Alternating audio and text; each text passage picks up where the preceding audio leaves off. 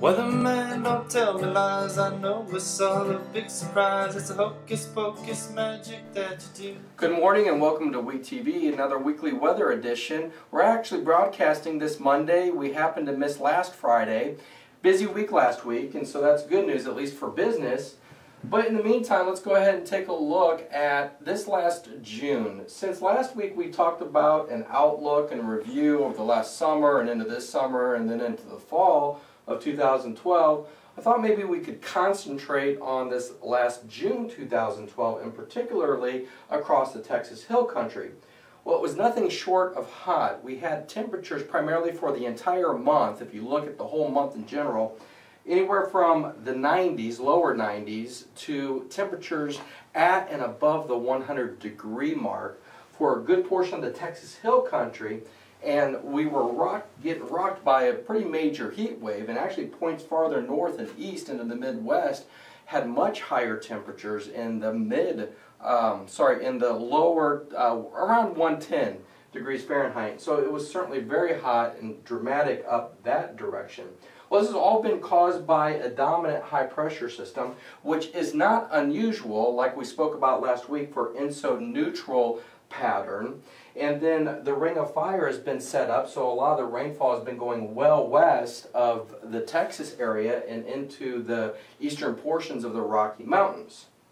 So it's been very hot, and that's been typical of this June. But towards the end of last week, we ended up getting some rainfall this last weekend, Friday and Saturday and Sunday, and actually into the early part of Monday.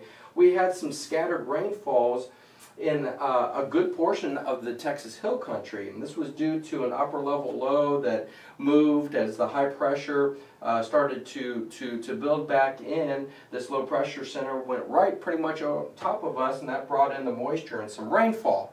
Now, the rainfall wasn't that great, but hey, it was a break. And that's what we had been looking at, is that every once in a while this summer we're going to have breaks in the high pressure system and get some rainfall. Well, unfortunately it wasn't enough rainfall. We saw isolated 1-inch marks across the area, but in general most people got a trace to about 2/10 if you were to look at an overall average. Now, looking at the month of June 2012, for Austin, the rainfall was about -4. So it's 4 inches below the normal. Same way for San Antonio. Look a little farther west, and we're about 3 inches below the normal for Hondo, and then even further west into Del Rio, about -2 inches below the normal. So not a lot of rainfall, and at least we got something this last weekend.